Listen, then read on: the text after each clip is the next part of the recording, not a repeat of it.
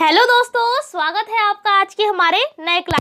BSc semester में हमारा chapter चल रहा था डिफरेंशियल इक्वेशन, उसी को आगे कंटिन्यू करेंगे। इससे पहले क्लासेस में हम 3 मेथड तक आपको पढ़ा चुके थे। जो यहाँ पर नया है तो उनको हम बता देते हैं। 3 मेथड हमारे हो चुके हैं। कौन कौन से? पहला हमने आपको पढ़ाया variable and separable, second method हमने आपको पढ़ाया चेंज इन वेरिएबल, और थर्ड मेथड हमने आपको पढ़ाया होमोजीनियस डिफरेंशियल इक्वेशन। ठीक है, 3 मेथड हो चुके थे। में हम पढ़ेंगे मेथड नंबर 4। ये है हमारा equation reducible to homogeneous form. तो देखिए, होमोजीनियस जो वर्ड यहाँ पर आया है, इसके बारे में हम आपको पिछले क्लास में ही पढ़ा चुके हैं, और साथ में हमने आपको इसके कई सारे सवाल भी लगवा दिए थे। तो आशा करते हैं वो वीडियो आपने देखी होगी, तो आपको पता होगा होमोजीनियस, वहां पर हमने निकाला था होमोजीनियस डिफरेंशियल इक्वेशन के सवालों को सॉल्व किया था। थोड़ा सा बता देते हैं भाई, होमोजीनियस का मतलब होता है समघाती। कुछ इस तरीके से इक्वेशन हमने वहां पर आपको बताई थी, dy अपॉन में dx बराबर में f1 xy था। ठीक है, और अपॉन में था f2 xy, मतलब f और जो यहाँ पर f1 और f2 है वो तो यहाँ पर फंक्शन है y के। कि अगर वाली सेम है और नीचे वाले की डिग्री सेम है, तब है ये इक्वेशन है होमोजीनियस इक्वेशन। जब ये चीज को तब करते हैं y बराबर vx या x बराबर vy, जिस रिस्पेक्ट में करते हैं के अकॉर्डिंग हम करते हैं। ठीक है, फिर क्या करते हैं, डिफरेंशियल की वैल्यूज पुट कर फाइनल वेरिएबल सेपरेबल करने के बाद आंसर आ जाता है इंटीग्रेशन करने के बाद। तो ये तो कहानी थी हमारी होमोजीनियस फंक्शन की। लेकिन क्या पर कहा जाए होमोजीनियस होगा, लेकिन वहां उस इक्वेशन में आपको कुछ ना कुछ रिड्यूस करना पड़ेगा। देखिए, साफ साफ लिखा हुआ है इक्वेशन रिड्यूसिबल टू। रिड्यूसिबल का मतलब कम करना। ठीक है, वर्किंग रूल आपको बता देते हैं कि किस तरीके से आपको सवालों में काम करना होगा। तो सबसे पहले इक्वेशन कुछ इस टाइप की होगी आपके क्वेश्चन में। यहाँ पे लिख दिया है dy over dx is equals to ax plus by plus c, और अपॉन में यहाँ पर capital x plus capital by plus का c ये दे रखा है। अब यहाँ पर अगर हम आपसे कहें, यहाँ से अगर हम इस c को हटा दें, तब अगर आप कहेंगे तब इतनी तो केवल आपको इतनी क्या लग रही है, होमोजीनियस डिफरेंशियल इक्वेशन ये लग रही है भाई। है ही, देखिए यहाँ पर डिग्री कितनी है 1 है x की, यहाँ पर कितनी है 1। अगर आप नीचे देखेंगे तो यहाँ पर भी 1 है, यहाँ पर भी 1 है, मतलब कुल मिलाकर इनकी जो डिग्री है वो सारे टर्म में क्या है, सेम है। यानी कि ये क्या है, होमोजीनियस डिफरेंशियल इक्वेशन है। बट यहाँ पर देखिए क्या है, साथ में ऊपर वाले टर्म में भी c और नीचे वाले टर्म में भी c जोड़ रखा है। यानी कि आपको आप रिड्यूस क्या करना पड़ेगा भाई, आपको रिड्यूस इसी चीज को करना पड़ेगा। यानी कि आपको इस फॉर्म में ऐसा कुछ काम करना पड़ेगा कि आपका जो फॉर्म है वो होमोजीनियस बन जाए। यानी कि आपको ये जो c चल रहा है इसको हटाना पड़ेगा, रिड्यूस करना पड़ेगा इस इक्वेशन से। तो समझ में आ गया किस तरीके से होगा क्वेश्चन आपका पूरा इसी फॉर्म में होगा। तो याद कर लीजिएगा, जब आपका ये वाला मेथड लगेगा रिड्यूसिबल वाला, तो आपका क्वेश्चन कुछ इस तरीके से दिया जाएगा। ठीक है, अब इसको हम कैसे सॉल्व करेंगे सी को हटाने के लिए। तो सबसे पहली बार इसको बना लीजिए इक्वेशन नंबर 1, और एक बात याद रखिएगा इस केस में a अपॉन कैपिटल A और b अपॉन कैपिटल B, इन दोनों के मान एक दूसरे के बराबर नहीं आएंगे। अब a और b क्या है, तो यहाँ पर कोई भी वैल्यू हो सकती है, मान लेते हैं 3 होगी 4 होगी, मतलब a b c यहाँ पर कांस्टेंट है, कोई भी वैल्यू हो सकती है। यहाँ पर a b c को देखकर आप थोड़ी ना बता सकते कि कौन सा बड़ा है कौन सा छोटा है। लेकिन अगर आपका जब क्वेश्चन आपके सामने होगा वहां पर ये वैल्यूज यहाँ पर रखी होंगी, तब आप बता सकते हैं यहाँ पर कि ये वाली वैल्यू और ये वाली वैल्यू एक दूसरे के बराबर नहीं होगी, तब आपका ये वाला केस लगेगा। इसमें आप क्या करेंगे, जब एक दूसरे के बराबर नहीं होगी तब आप क्या करेंगे, पुट कर देंगे स्मॉल x की जगह पर, जो स्मॉल x चल रहा है इसकी जगह आप पुट कर देंगे कैपिटल x h, और साथ में जो ये स्मॉल y चल रहा है इसकी जगह आप पुट कर देंगे कैपिटल y प्लस k। ठीक है, अब क्या करेंगे, इसका डिफरेंशिएशन कर दीजिए। अगर जब आप इसका डिफरेंशिएशन करने चलेंगे तो क्या आएगा, x का हो जाएगा dx, और कैपिटल x का भी क्या हो जाएगा, dx हो जाएगा। h तो वही कांस्टेंट है h और k, तो उसका 0 ही हो जाएगा। यानी कि हमने डायरेक्ट इसका डिफरेंशिएशन कर दिया। ऐसे ही y का भी हो जाएगा। अगर आप इसको डिवाइड करते हैं, मतलब dy ओवर dx की वैल्यू निकालेंगे, तो ये क्या हो जाएगा, इज इक्वल्स टू में dy ओवर dx, यहाँ पर कैपिटल आ जाएंगे। देख लीजिए भाई, इनका सबसे पहले डिफरेंशिएशन कर दिया, फिर डिवाइड कर दीजिए, इसको इससे डिवाइड कर दीजिए, तो भाई डिवाइड करके लिख दिया। ठीक है, बहुत आसान है। अगर जब भी आपकी कंडीशन होगी कि नॉट इक्वल्स टू, तब आपको ये वैल्यूज पुट करनी होगी। अब क्या करेंगे, ये सारी वैल्यूज जो है वो कहाँ पर उठा के रख देंगे, क्वेश्चन नंबर 1 में रख दीजिए। dy y upon D x की वैल्यू क्या है, d capital y upon d capital x, तो इसकी जगह पर हमने ये रख दिया। फिर ए जैसा है ऐसे ही रहेगा, स्मॉल एक्स की जगह क्या पुट करेंगे, कैपिटल एक्स प्लस एच, फिर प्लस का बी है बी लिख दिया, फिर स्मॉल वाई की जगह क्या पुट करेंगे, कैपिटल वाई प्लस के पुट कर दिया, सी जैसा है वैसे ही रहेगा। ऐसे ही यहाँ पर भी स्मॉल एक्स और स्मॉल वाई की वैल्यू को पुट किया है, तो भाई हमने पुट कर दिया, केवल पुटिंग है, इतना तो समझ में आ गया होगा। अब हम क्या करेंगे, यहाँ से कैपिटल एक्स और कैपिटल वाई के मान निकाल लीजिए। कैसे करा, तो कुल मिलाकर यहाँ पर मल्टीप्लाई कर दी इसके अंदर, और यहाँ पर भी अंदर दोनों से मल्टीप्लाई हो जाएगी, ऐसी एक ही इन दोनों से मल्टीप्लाई हो जाएगी और यहाँ पर भी मल्टीप्लाई हो जाएगी। तो बेसिकली मल्टीप्लाई करी है, और मल्टीप्लाई करते समय ये भी ध्यान रखिए जो कांस्टेंट है उसको हमने पहले ही अलग ब्रैकेट में भी लिख लिया है। इसकी मल्टीप्लाई होगी तो क्या आएगा, ए एक्स आएगा, लेकिन फिर हमने क्या किया है, इसको साथ में लिख लिया बी वाई को, क्योंकि अभी हमने आपको बताया जो कॉन्स्टेंट है उनको आप अलग ही रखिएगा, तभी तो आप इसको सी को हटाएंगे पूरा, ठीक है। फिर क्या किया, ऐसे यहाँ पर भी मल्टीप्लाई करेंगे, साथ में सी बचा है सी लिख दिया, यहाँ पर जब आप मल्टीप्लाई करेंगे तो ए एच आएगा, ऐसे बी की के से मल्टीप्लाई करेंगे तो बी के आएगा। तब हमने क्या किया, इसको एक अलग ब्रैकेट में लिख लिया है ताकि पता चले ये पूरा एक क्या है, कांस्टेंट है। सेम प्रोसेस इसमें भी किया है, ए की एक्स से करी ए एक्स आ गया, बी की वाई से करी बी वाई आ गया, फिर ए की एच से करी ए एच, बी की के से करी बी के और प्लस का सी, ठीक है। तो सारा केवल जो यहाँ पर प्रोसेस क्या किया है, काम क्या किया है, मल्टीप्लाई करी है बस। अब साफ साफ आपको दिख रहा है पूरी फॉर्म आपकी बन चुकी है, ये पूरा जो है आपको इतना ही निकालना होगा। तो इस केवल आप इतना को बचाने के लिए क्या करेंगे, यह चीज़ आपकी एक्स्ट्रा है तो आपको क्या करना पड़ेगा, इसको जीरो के बराबर कर दीजिए। जब ये दोनों वैल्यू आप जीरो के बराबर कर देंगे तब अगर आप यहाँ पर जीरो रखेंगे तो केवल इतना ही तो बचेगा, बस आ गया आपकी ये क्या कहलाएगी, होमोजीनियस डिफरेंशियल इक्वेशन कहलाएगी। लेकिन उससे पहले आपको क्या करना पड़ेगा, जब आप इसको जीरो मान रहे हैं तो लिखकर भी बताना पड़ेगा टेक करके, कि टेकिंग लिख दिया कि ये पूरी वैल्यू और ये पूरी वैल्यू जीरो के बराबर होगी। फिर क्या करेंगे, यहाँ से हम एच और के के मान निकालेंगे। देखिए यहाँ पर ए बी सी चल रहा है तो आप एच और के मान नहीं निकाल सकते हैं,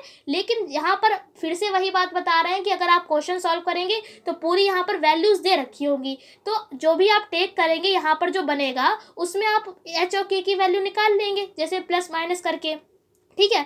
फिर क्या करेंगे, जब वही चीज़ आ गई एच ओ के मान आपके मिल जाएंगे, यहाँ पर तो जीरो ही हो गया, केवल आपका इतना बचेगा। फिर वही काम होगा, ये आपकी क्या बन गई है, एच डी ई मतलब होमोजीनियस डिफरेंशियल इक्वेशन बन गई है। फिर सारा प्रोसेस खेल वही वाला होगा जो हमने मेथड नंबर किसमें 3 में पढ़ा था। क्या पढ़ा था, अगर होमोजीनियस है हमारी तो क्या पुट करते हैं, y बराबर वी एक्स, क्योंकि x के रिस्पेक्ट में था तो x कहाँ आएगा, v के पास आएगा, ऐसे हमने आपको समझाया भी था। इसका डिफरेंशिएशन कर दीजिए, ये सारी वैल्यू उठा के इसमें पुट हो जाएंगी। फिर आगे हम सॉल्व करते रहते हैं, वेरिएबल सेपरेबल करते हैं, इंटीग्रेशन करते हैं और हमारा फाइनल आंसर आ जाता है। तो मतलब कुल मिलाकर आपको कितना याद रखना है, आपको केवल यहाँ तक जो है 6, ये वाला जो मेथड है मेथड नंबर 4, केवल आपको ये जो इतना याद रखना है, ठीक है।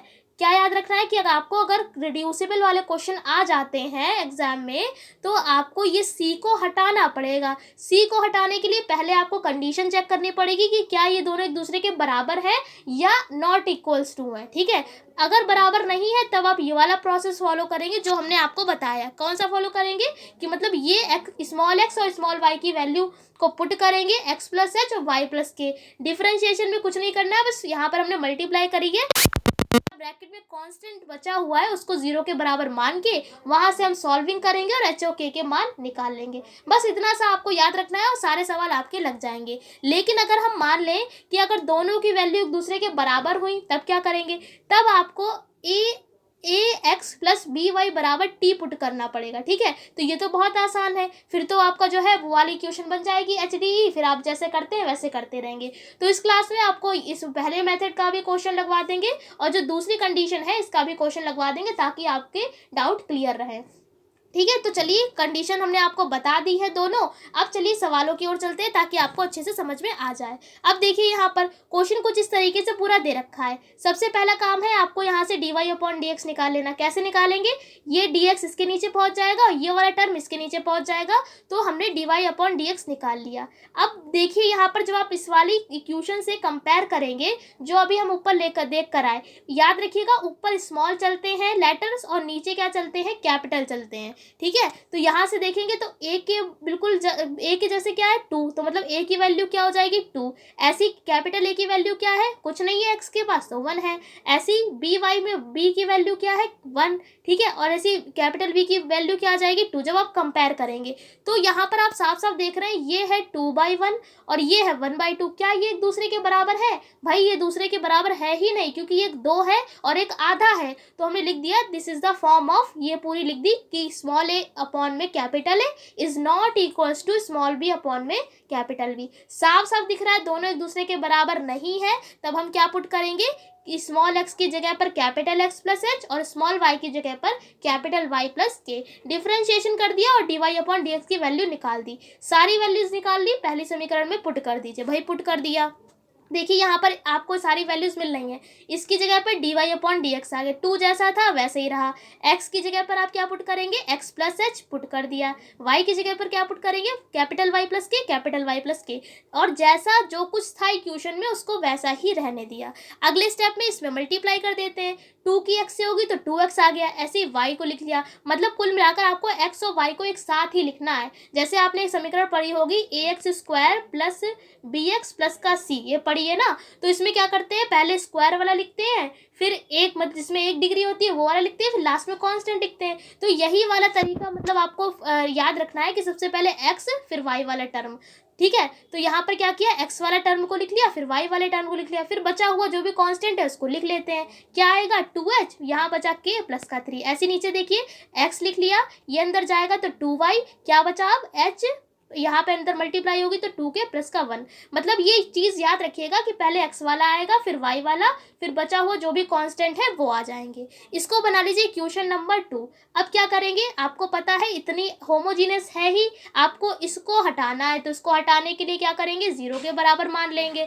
तो भाई क्या कर लिख दिया, टेकिंग करके ये दोनों इक्वेशन किसके बराबर, 0 के बराबर। इनको कोई भी चीज़ मान सकते हैं, मान लेते हैं आप इक्वेशन 3 मान ली है या 4 मान लीजिए, या हमने यहाँ पर स्मॉल ए भी मान ली। क्या करेंगे, जब आपने टेक किया है तो आपको यहाँ से एच और के की वैल्यू निकालनी है। तो एच और के की वैल्यू कैसे निकालेंगे, तो बहुत आसान है। यहाँ पर हमें दिख रहा है कि बी में अगर हम 2 से गुणा, यहाँ पर अगर हम इक्वेशन ए में, ठीक है, इसको अगर हम इक्वेशन ए में 2 से मल्टीप्लाई कर दें और साथ में इक्वेशन बी से घटा दें तो ये जो बीच वाला टर्म है ये कैंसिल हो जाएगा। देखिए पूरा हमने यहाँ पर मल्टीप्लाई कर दी और घटा दिया बी वाली से, तो हमारा h का मान मिल गया -5/3। अब इसको उठा के चाहे आप a वाली में रख दीजिए चाहे b वाली में, आपको k का मान भी मिल जाएगा कितना, 1/3। मतलब हमने h और k के मान निकाल लिए। h और k के मान निकालने के बाद आपको क्या करना पड़ेगा, इतनी फॉर्म को लिख लेना है। ये तो हमारा पूरा 0 ही हो गया है। तो देखिए अगले टर्म में हम लिख दिया फ्रॉम इक्वेशन 2, केवल आपका इतना बचेगा। इसको बना लिया इक्वेशन नंबर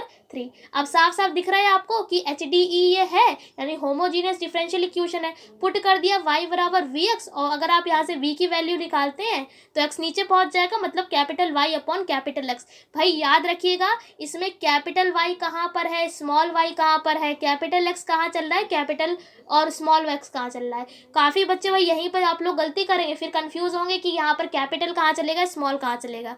तो इस चीज़ का याद रखिएगा, वरना आप भी कंफ्यूज हो सकते हैं। फिर इसका हमने डिफरेंशिएशन कर दिया, वैल्यू को पुट कर दिया, इसमें जाकर यहाँ पर पुट कर देंगे dy/dx की वैल्यू, ये देखिए पूरी रख दी।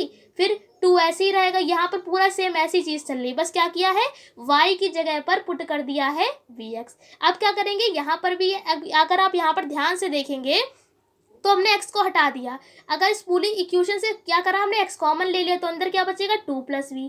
ऐसे अपॉन में देखेंगे तो यहाँ पे x कॉमन ले लिया, क्या बचेगा 1 + 2v, यही तो बचेगा। फिर क्या किया, x कैंसिल कर दिया। तो मतलब ये वाली लाइन हमने यहाँ पर डायरेक्ट लिखी है। फिर हमने अगली लाइन में क्या करेंगे, ये जो v इधर प्लस में चल रहा था इधर माइनस में आ गया, मतलब पूरा प्रोसेस ही वही वाला है जो हमने कल की क्लास में आपको होमोजीनियस डिफरेंशियल इक्वेशन पढ़ाई थी। अब बाकी का प्रोसेस वही रहेगा। फिर यहाँ पर हमने एलसीएम लिया है, एलसीएम के बाद कैंसिल, ये v हो गए। अब क्या करेंगे, वेरिएबल सेपरेबल कर देंगे। वेरिएबल सेपरेबल में वही है, v वाले एक साइड कर लीजिए, x वाले एक साइड कर लीजिए, तो ये वाला टर्म नीचे आ जाएगा, ये वाला टर्म ऊपर आ जाएगा। अगर x की बात करें तो ये dx उधर पहुंच जाएगा और x इसके नीचे पहुंच जाएगा। तो ये वाला टर्म आ गया समझ में आपको। इसी लाइन में हमने इंटीग्रेशन भी कर दिया, तो सब में इंटीग्रेशन लगा दिया। और आपको पता है जब इंटीग्रेशन करते हैं तो कांस्टेंट भी जोड़ते हैं, तो हमने यहाँ पर कांस्टेंट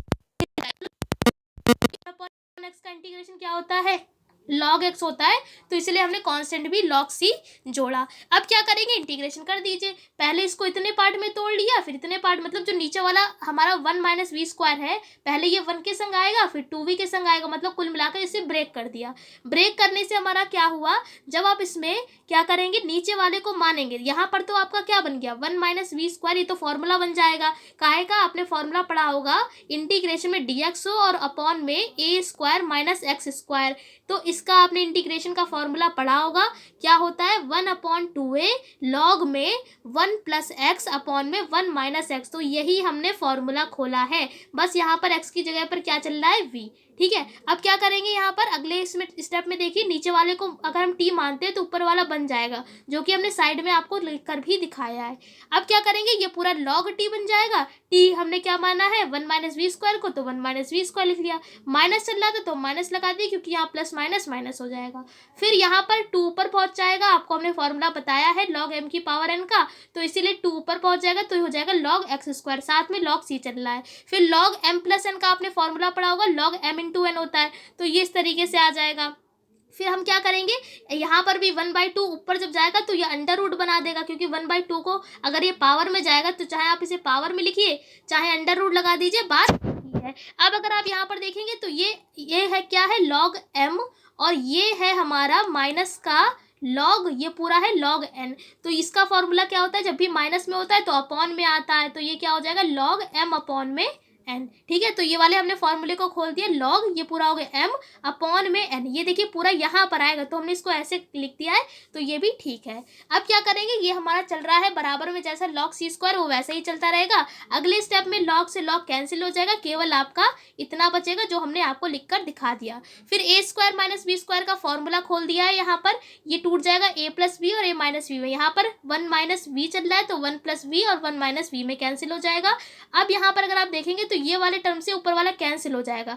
चाहे तो अगर आप इस वाले स्टेप को ऐसे भी लिख सकते हैं, अगर हमने क्या किया, दोनों को अंडर रूट को अलग अलग करके दिखा दिए तो आपको आपके समझ में आ जाए। नीचे वाले से ऊपर वाला कैंसिल हो जाएगा, नीचे अंडर रूट आ जाएगा, कुल मिलाकर आपकी ये फॉर्म बनकर आ जाएगी। यहाँ पर अगर आप देखेंगे तो ये वाला जब कैंसिल होगा तो ये वाले पे अंडर रूट आ जाएगा 1 प्लस वी, और यहाँ पर देखिए 1 माइनस वी, इसकी पावर 1/2 है, अंडर रूट अगर आप इसका हटाएंगे तो 1/2 हो गया, और ये एक चल रहा है, साथ में एक और प्लस कर दीजिए, तो 1/2 प्लस का 1 क्या हो जाएगा, 3/2, तो डायरेक्ट हमने यहाँ पर लिख दिया 3/2, तो ये आपकी इक्वेशन बनकर आ जाएगी। फिर हम क्या करेंगे, इसको और सिंप्लीफाई कर देंगे। क्या किया, दोनों तरफ उल्टा कर दिया, इधर भी उल्टा कर दिया, इसके नीचे कुछ नहीं है तो 1, मतलब क्या कर दिया, पलट दी, दोनों भिन्नों को पलट दिया, तो आपका ये आ जाएगा। दोनों तरफ स्क्वायरिंग ऑन बोथ साइड कर दिया ताकि हमारा अंडर रूट कैंसिल हो जाए। उसके बाद v की वैल्यू पुट कर दी y अपॉन में x। अब क्या करेंगे, यहाँ पर हमने एलसीएम लेके सॉल्व किया है और इसको हमने पूरा मान लिया है, 1/c² आया तो इसको हमने कांस्टेंट केवल c1 मान लिया। अब हमने आपको स्टार्टिंग में ही बताया था कि कैपिटल x की जगह क्या माना था, यहाँ पर आपने क्या माना था, स्मॉल x की जगह पर कैपिटल x प्लस h, यही तो माना था। अब यहाँ पर अगर हम कैपिटल x की वैल्यू निकाले तो क्या निकलेगी, h को उधर पहुँचा दीजिए तो क्या हो जाएगा, x माइनस h बराबर कैपिटल x। ठीक है, तो ऐसे ही हमने कैपिटल x और कैपिटल y की वैल्यू निकाल ली। ऐसे ही यहाँ पर h और k की वैल्यू भी हम निकाल चुके हैं। h की 5/3 आई थी, माइनस की 5/3 आई थी और k की 1/3 आई थी, तो यहाँ पर वैल्यू भी पुट कर दी, तो इसीलिए हमने h और k की वैल्यू को निकाला था। ये सारी वैल्यू यहाँ पर पुट कर दीजिए, पुट कर दिया और हमारा ये फाइनल आंसर आ गया। तो आशा करते हैं समझ में आपको आ गया होगा। अगर आपने पिछला वाला क्लास देखा है मेथड नंबर 3, जहाँ पर हमने बहुत डिटेल में आपको होमोजीनियस डिफरेंशियल इक्वेशन पढ़ाई है, तो उस क्लास को ज़रूर देखिएगा। इस क्लास में हमने थोड़ा जल्दी ज़रूर बता दिया है, हो सकता है आपके थोड़ा बहुत ना समझ में आए, फिलहाल तो पूरी कोशिश करिए समझाने की। फिर भी कोई डाउट है तो आप हमसे पूछ सकते हैं, लेकिन आपने अगर वो वाला पिछला क्लास देखा है तो आपको बहुत अच्छे से समझ में आ रहा होगा। तो इस क्लास में बस आपको क्या करना है, रिड्यूसिबल जो लाइन है वो बस याद रखनी है, बाकी प्रोसेस हमारा जो मेथड नंबर 3 में था वही है। अब क्या करेंगे, एक क्वेश्चन आपको बता देते हैं इक्वल वाला भी। तो देखिए ये इक्वेशन है, इसको इसके बराबर ax plus B Y plus C upon में capital ax plus B Y plus C, इससे कंपेयर करेंगे तो देखिए कैपिटल ए की वैल्यू क्या आएगी, 4। ठीक है, ऐसी स्मॉल ए की वैल्यू है 4, ऐसी कैपिटल ए की वैल्यू क्या है, अपॉन में यहाँ पर क्या लिखा हुआ है, ये देखिए यहाँ पर ध्यान रखिएगा क्योंकि यहाँ पर देखिए उल्टा दे रखा है, फिर आप गलती कर दें। स्मॉल ए की वैल्यू है 4 और कैपिटल ए की वैल्यू है 2, क्योंकि देखिए साथ में एक्स चल रहा है तो जो जिसके साथ हो उसी के साथ देखिए कंपेयर तो करना आता ही होगा। बराबर लगाया। स्मॉल बी की वैल्यू क्या है, यहाँ पर 6 है और कैपिटल बी की वैल्यू क्या है 3 है। अब अगर आप इसको सॉल्व करेंगे तो 2 यहाँ पर 2 आ जाएगा, ऐसे 3 2 = 6 बराबर 2। तो देखिए दोनों एक दूसरे के बराबर आए हैं। बराबर का क्या मतलब है कि अब आप करना पड़ा यहाँ पर ax प्लस बी वाई बराबर आप पुट करेंगे t, यही तो हमने आपको बताया था। यानी कि ये है आपका ax प्लस बी वाई, इसकी जगह पर आपको t पुट करना पड़ेगा। लेकिन उससे पहले यहाँ पर देखिए क्या किया है, यहाँ पर पहले हमने क्या किया, पहले ही 2 कॉमन ले लिया, ऊपर वाले इक्वेशन से 2 कॉमन ले लिया। इससे क्या हुआ, नीचे वाला आपकी फॉर्म बन जाएगी। क्या कि यहाँ से जब आप 2 कॉमन लेंगे तो अंदर क्या बचेगा 2x प्लस का 3y, और इसको हमने सीधा करके लिख लिया 2x प्लस 3y, और प्लस का 5/4 जैसा चल रहा है उसको वैसे ही चलने दिया। ऐसा हमने इसलिए किया ताकि दोनों ही हमारे जो है वो एक जैसे बन जाए। अब इसको आपने t मानना है, डिफरेंशिएशन करिए आप इसका, तो आपको यहाँ से dy/dx की वैल्यू मिल जाएगी। इन वैल्यू को आपको उठा के इस क्वेश्चन नंबर 1 में रख देना। रख दिया क्वेश्चन नंबर 1 में, ये आपका इक्वेशन बन जाएगी। फिर कुल मिलाकर इसे हमने सॉल्व किया है, ये माइनस का 2/3 इधर आके प्लस का 2/3 हुआ। यहाँ पर आप एलसीएम लेंगे, 3 को नीचे पहुंचा दीजिए। बेसिकली कैलकुलेशन है, इतना तो आपको आता ही होगा। साफ साफ स्टेप्स स्टेप बाय स्टेप सारे लिखे हुए हैं, समझ में सारी चीजें आपके आ रही होंगी। कुल मिलाकर आपका dt/dx इतना आपको मिल गया। अब यहाँ से वेरिएबल सेपरेबल कर लीजिए। कैसे करेंगे, t वाले टर्म उधर पहुंचेगा, ये भी पूरा t वाला है तो इसके नीचे आ जाएगा, और x वाला जो है इधर पहुंच, मतलब t वाले को अलग और dx वाले को अलग कर लिया। यहाँ से क्या करेंगे, आपको इस चीज़ याद रखनी है कि अगर आप t+4 ऊपर वाला टर्म देखिए और नीचे क्या दे रखा है 8t प्लस का 23, ऊपर वाले अगर टर्म में आप देखेंगे तो t के पास कुछ नहीं है तो क्या है 1, लेकिन नीचे t के पास क्या है 8 है, यानी t यहाँ पर है क्या भाई, t यहाँ पर वेरिएबल है। तो कभी कभी सवालों में क्या होता है, अगर आप नीचे वाला इसमें मानेंगे तो ऊपर वाला बनेगा ही नहीं। तो क्या करते हैं हम कि वेरिएबल के कोफिशिएंट को 1 मान लेते हैं, ठीक है, 1 करना होता है आपको। तो यहाँ पर तो t का कोफिशिएंट 1 ही है, कोफिशिएंट का मतलब जो उसके गुणे में है, लेकिन यहाँ पर t का कोफिशिएंट क्या है 8। तो यहाँ से क्या करेंगे, हम 8 को कॉमन ले लेंगे, नीचे वाले टर्म से हमने 8 को कॉमन ले लिया। जब कॉमन लेंगे आपको दिखेगी। फिर क्या करेंगे, इस 8 को हमने उधर पहुंचा दिया ताकि हम सवाल को सॉल्व करें तो हमें ज़्यादा प्रॉब्लम ना हो। अब क्या करेंगे, इसे सॉल्व करने के लिए ये थोड़ी सी ट्रिक है, आपने इंटर में भी सीखी होगी कि नीचे वाले टर्म को देखकर आपको ऊपर वाले टर्म लिख लेना। मतलब अपॉन में क्या दे रखा है t प्लस 23/8, तो ऐसे ही देख के आप t प्लस 23/8 लिख लीजिए। अब आपको कुछ ऐसा इसमें करना होगा कि आपका ऊपर t+4 मिल जाए। तो t+4 मिलने के लिए क्या किया, हमारा क्या चल रहा है प्लस का 4 ऐसे ही चल रहा है, मतलब आपने क्या करना है 23/8 से जोड़ दीजिए और 23/8 से घटा दीजिए। क्या किया, यहाँ पर देखिए जोड़ दिया और घटा दिया। कैसे जोड़ा कैसे घटाया, तो वही हमने वो नीचे वाली भिन्न को देख कर किया। t+4 जैसा इसमें चल रहा था ऊपर, वो भी वैसे ही चलने दिया। ये आपने पढ़ा होगा अपने इंटर क्लास में, तो अगर आपको याद होगा तो अच्छी बात है, वरना हमने आपको बता दिया कैसे करते हैं। तो नीचे वाली भिन्न को देख कर करते हैं। ऐसा करने से क्या होगा, जब आप इतना लेंगे केवल अपॉन में, तब क्या होगा ये आपस में कैंसिल हो जाएंगे। फिर उसके बाद अगर आप इस वाले टर्म को लेंगे तो यहाँ पर तो इसको पहले भिन्न को सॉल्व करेंगे, वो बाहर आ जाएगा, और केवल आपका जो है इंटीग्रेशन में ये वाली वैल्यू ऊपर आ जाएगी। तो अगले स्टेप को सॉल्व करते हैं। ये देखिए अगले स्टेप को सॉल्व करेंगे तो वो तो कैंसिल हो गए, और जब 4 - 23/8 इसको सॉल्व करेंगे तो आपका 9/8 आएगा, और इंटीग्रेशन में इतना बचेगा। और बराबर में जैसा चल रहा है उसको वैसे चलने दिया। इंटीग्रेशन कर रहे हैं तो साथ में कांस्टेंट भी जुड़ेगा। इसको सॉल्व कर लीजिए, 1 का हो जाएगा t, 9/8 ऐसे ही रहेगा। और ये भाई फॉर्मूला आपने अभी पढ़ा बताया कि 1/x का क्या होता है, इंटीग्रेशन log x होता है। तो यहाँ पर इसको पूरे टर्म को x मान लीजिए तो ये log x हो जाएगा, और 1 का यहाँ पर x तो 8x + c इतना आ गया। फिर क्या करेंगे, t की वैल्यू पुट कर दी। ये वाले t को हमने क्या माना था 2x प्लस का 3y ये माना था, तो t की वैल्यू को पुट कर दिया। वैल्यू पुट करने के बाद यहाँ पर हमने क्या किया, एलसीएम ले लिया अंदर। ये देखिए इस वाले पूरे टर्म में एलसीएम ले लिया, तो ये हो जाएगा 8 दूनी 16, और यहाँ पर 8 तियाँ 24, और जैसा है वैसा ही रहेगा। कुल मिलाकर एलसीएम लिया है और ज़्यादा कुछ नहीं किया है। एलसीएम लेने के बाद आपने फॉर्मूला अभी हमने आपको बताया log m/n का क्या होता है, log m माइनस का log n, यही तो होता है। तो तोड़ दिया, ये m/n n है तो एक बार ये log इसके संग पहुंचेगा, log m माइनस लगाएंगे और log n इसमें पहुंचेगा। तो बेसिकली फॉर्मूले है log वाले, इतना तो आता ही होगा। log m में तोड़ दिया और ये log n में तोड़ दिया। यहाँ से जो 8 चल रहा था इसको भी हमने एलसीएम लेके उधर पहुंचा दिया, ये भी ध्यान रखिएगा। फिर क्या करेंगे हम आगे, यहाँ पर जो माइनस का 9 log 8 चल रहा था इसको भी हमने उधर पहुंचा दिया अगले स्टेप में। और कुल मिलाकर पूरा जो कांस्टेंट ये चल रहा है, तो आप चाहे तो हमने इस पूरे चीज को हटाकर C1 लिख दिया। ये क्या है, पूरा कांस्टेंट है, बराबर में ये जैसा चल रहा है उसको वैसा ही चलने दिया। तो फिलहाल इस तरीके के सवाल बहुत आसान होते हैं। हाँ, जो हमने आपको पहला सवाल बताया जिसमें capital A is not equals to small b upon capital B था, वो थोड़े से कैलकुलेशन में हार्ड जरूर हो जाते हैं, लेकिन ये वाला तो बहुत आसान था, केवल टी पुट करना होता है। तो इस तरीके के सवाल हमने आपको बता दिए हैं, अगर आपके एग्जाम में आए तो आपको इसी तरीके से लगाना होगा। तो आशा करते हैं इस क्लास में आपको समझा पाए होंगे। बस आपको क्या याद रखना है, ये जो वर्किंग रूल है, इस वर्किंग रूल को अच्छे से याद रखिएगा कि अगर इसकी वैल्यू बराबर नहीं है तब आप ये वाला मेथड यूज करेंगे, और अगर बराबर है तो आपको ax प्लस का by बराबर पुट करना होगा t। ये कब हम काम करते हैं, जब हमारी इक्वेशन तो होमोजीनियस होती है लेकिन उसमें साथ में कांस्टेंट कुछ ना कुछ चल रहा होगा, तो उस कांस्टेंट को हटाने के लिए इतना सारा हम करते हैं। ठीक है, तो आशा करते हैं सारी चीज़ें आपको अच्छे से समझ में आ गई होंगी। इसकी पीडीएफ टेलीग्राम पर आपको मिल जाएगी, तो अगर आपने वहां पर ज्वाइन नहीं किया तो ज्वाइन कर लीजिएगा, जाकर सर्च कर लीजिएगा जाकर डेप्थ स्टडी। फिलहाल तो डिस्क्रिप्शन में भी हम आपको लिंक दे देंगे, इसकी वीडियो वहीं पर शेयर कर देंगे। कल मिलते हैं 6:35 पर फिर से। इस क्लास में इतने रखते हैं, तब तक के लिए जय हिंद जय भारत।